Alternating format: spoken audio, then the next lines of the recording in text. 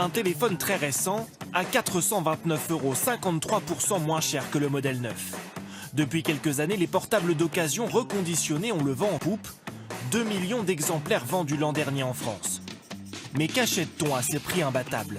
Comment ces modèles sont-ils réparés, testés? Sont-ils vraiment fiables?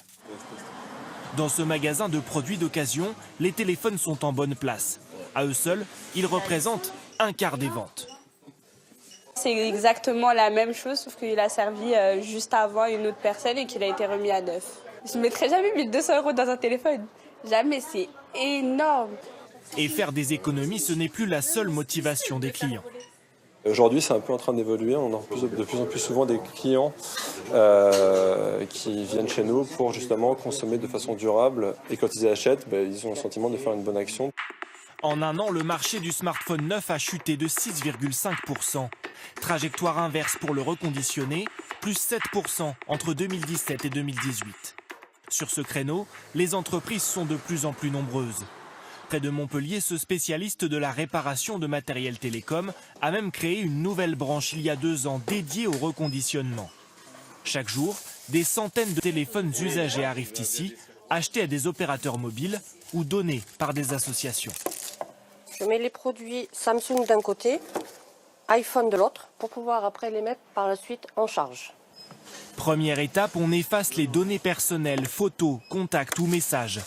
Suivent une quarantaine de points de contrôle, à commencer par l'aspect extérieur du téléphone.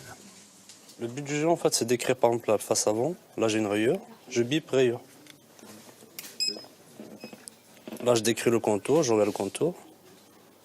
Là, il est un peu usé, donc je mets contour usure prononcé. Enfin, le téléphone est désossé, chaque pièce défectueuse est remplacée. Là, il faut changer la batterie et ensuite sur l'écran, il y a quelques petites taches. Donc du coup, il faut modifier ça.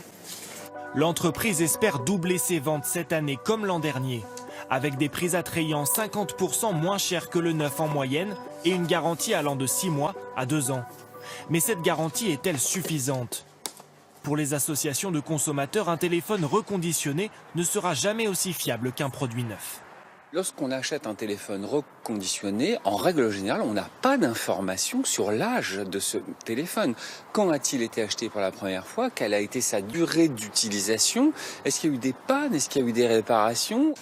Le reconditionnement, un secteur au potentiel énorme. Selon l'ADEME, 30 millions de téléphones dorment aujourd'hui dans les tiroirs des Français.